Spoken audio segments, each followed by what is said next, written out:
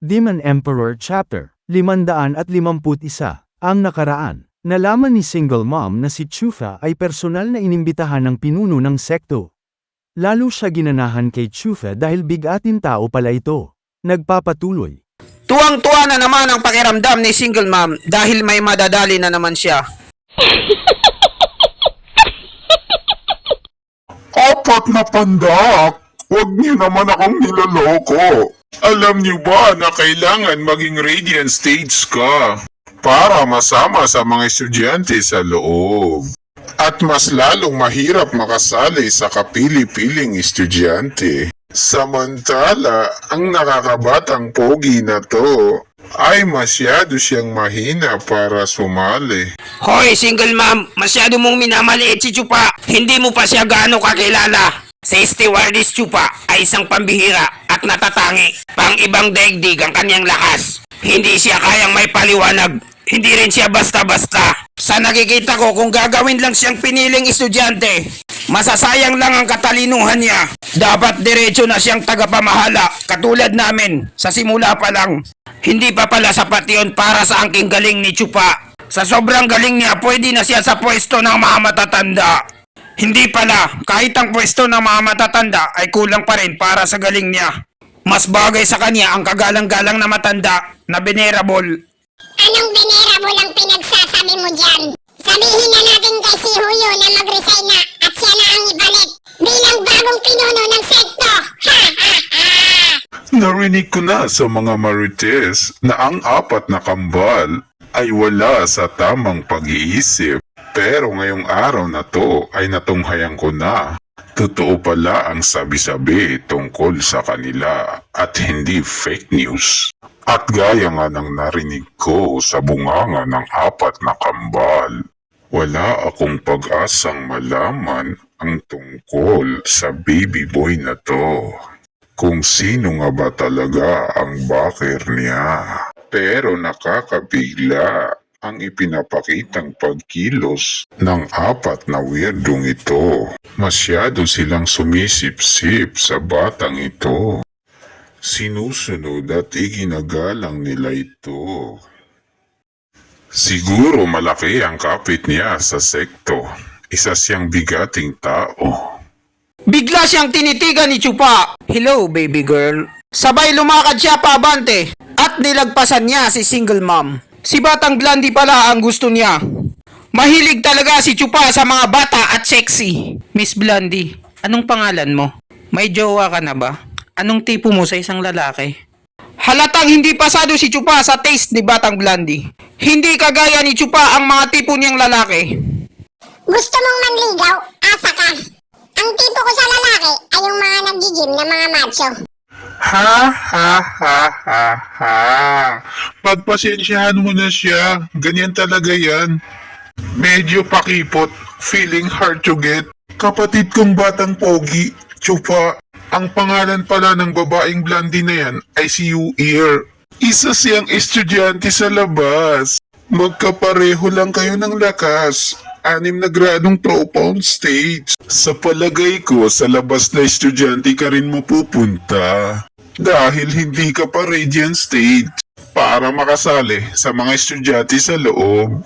Siya ang magiging senior sister mo balang araw na mga estudyante sa labas. Kaya mas maganda magkakilala na kayo at magka-close. I-add mo na siya sa Facebook at Instagram. Ha ha ha ha. Kung ganon ang pangalan mo pala ay U-Ear. Magandang pangalan, bagay sa'yo. Parang ako lang, bagay din sa'yo. At pinulot na nga ni Chupa ang nalaglag na patalim ni Batang Blandy.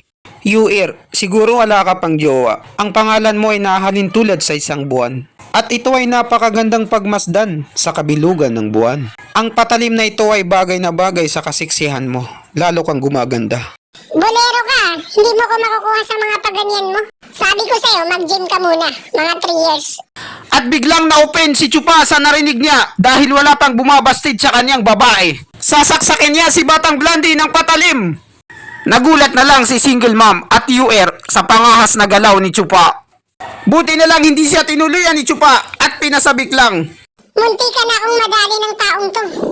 Bata, kanina nakaisa ka sa akin. Munti ka na akong atakehin sa puso dahil sa pagkagulat. Huwag mo nang uulitin yon. Kung hindi, magsisisi ka. Nagulat ka ba sa ginawa ko? Ngayon nakaganti na rin ako. Patas na tayo. Ha ha ha ha ha. Stewardess Chupa, nakita namin na sinaktan ka niya. Pwede natin siyang kasuhan. Hindi pwedeng ganun-ganun na lang na pagbibigyan natin siya dahil maganda siya at sexy. Ang pananakot mo ay masyadong mababaw. Dapat mabigyan siya ng hatol para magtanda. Pagbigyan muna natin siya ngayon dahil first offense pa naman eh. At saka kararating ko lang sa sekto. Si Senior Sister UR na Batang Blondie at ako ay nagpalitan lang kami ng pagbati sa isa't isa. Mas magandang wag mo na tong isumbong sa pinuno ng sekto. Kalimutan na natin ang lahat at mag-move on na tayo. At wag na nating palalain ang issue na to. Wag niyo ulit babanggitin to sa akin. Itong nangyaring skandalo. Maliwanag ba? Opo, Sir Chupa. Masusunod ang lahat na kagustuhan niyo. Ang apat na kambal na to. Hindi lang nila basta pinoprotektahan si Chupa. Kung hindi, mga utusan pala sila ni Chupa. Tau-tauhan. Gaano kaya kalakas ang backer ng batang to? Hindi kaya tagapagmana siya ng isang venerable? O baka naman anak siya ng isang mayamang negosyante? Yuhu! Junior Chupa! Isa ka talagang matipuno at makisig na lalaki. At malaki ang batuta, katulad ng papa ko. At bigla na lang siyang tinitigan ni Chupa gamit ang sharingan. Ha ha ha ha. Senior Sister, Homer, masyado ka namang mabait sa akin. Pero dahil binanggit mo na rin ang tatay mong kalbo, naalala ko na kung sino siya. At naaalala ko pa na sinabi niya sa akin na may anak daw siya sa labas na gumagamit ng apelidong Hu. Estudyante daw to ng isang sekto na napakatalino at napakabait. Hindi ko akalain na ikaw pala yung tinutukoy niya. Senior Sister, Single Mom, Humi Air. Lagi kanyang binabanggit sa akin, Senior Sister Homer, na magaling ka daw mag-alaga. At kapag ikaw daw ang nag-alaga sa akin, magkakaroon ako ng maraming biyaya. Ang batang ito may pagka-chismoso rin. Pero isa lang ang sigurado ako, malakas ang kaniyang backer. Hindi ko lang alam kung sino.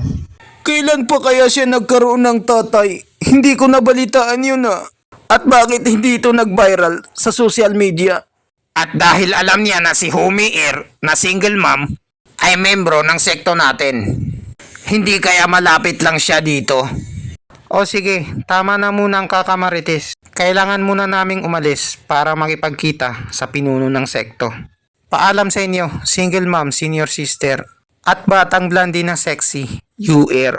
At umalis na nga ang grupo ni Chupa para makipagkita sa pinuno ng sekto. You ear, sige na, pumunta ka na sa doktor at ipagamot mo na ang sugat mo. Hindi kita masasamahan dahil ang iyong senior sister ay may pupuntahan pang importanteng bagay. Opo, Senior Sister, Single Mom. At umalis na nga yung Single Mom, naiwan na lang si UR sa ere na nag-iisa. Hay nako, napakahirap talagang maging single na walang jowa.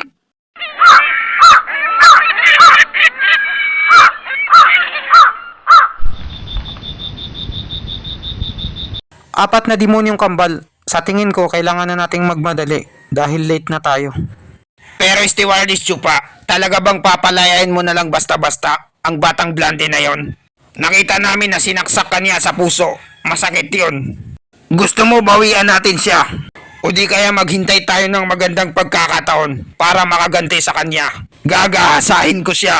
Ha ha ha ha ha. Iyan ang wag mong gagawin. Sigurado akong hahatulang kanila ng bitay.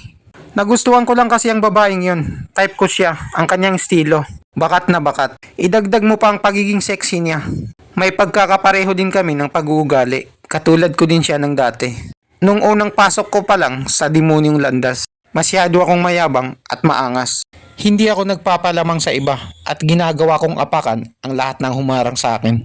Gaya nga ng kasabihan, ang mga tanga ay lusob lang ng lusob. Samantala ang mga matatalino ang nakikipag-usap. Kahit sabihin pa natin na si UR na Batang Blondie ang umatake sa puso ko. Pero alam ko na agad sa unang kita ko pa lang na ginagamit lang siya ng kung sino para gawin ang mga kagustuhan nila. Kaso huli ng lahat nung dumating si Homer na single mom para makipag-usap sa atin ng masinsinan. At malaman niya ang mga detalye tungkol sa akin. At kung hindi tayo papayag sa kagustuhan niya, papatay niya tayo. Naging seryoso tuloy ang mukha ni Chupa dahil sa mga nangyayari ngayon.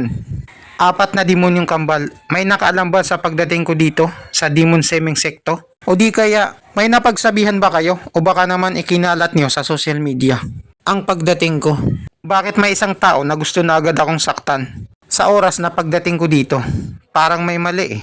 Stewardess Chupa, normal lang yan sa amin dito sa Demon Semeng Sekto. Nagkakaroon kami minsan ng sakitan dahil sa pakikipagpaligsahan at masyado rin tong malupit.